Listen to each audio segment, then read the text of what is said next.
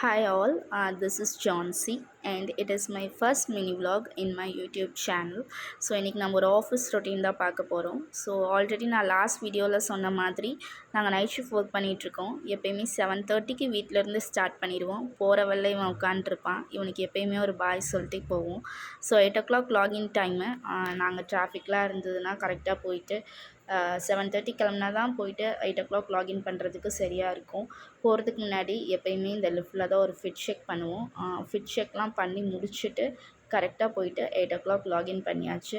Login பண்ணிவிட்டு போயிட்டு கொஞ்சம் நேரம் ஒர்க் பண்ணதுக்கப்புறம் பார்த்தா தான் சொல்கிறாங்க, சாட்டர்டே நாங்கள் ஒர்க் பண்ணணுன்னு சொல்லிட்டு. என்னது சாட்டர்டே ஒர்க் பண்ணுமா அப்படின்னு சொல்லி கேட்டப்போ, ஆமாம் சம் அர்ஜென்ட் ஒர்க்ஸ், ஸோ எல்லோரும் லாகின் பண்ணோம் அப்படின்னு சொல்லிட்டாங்க.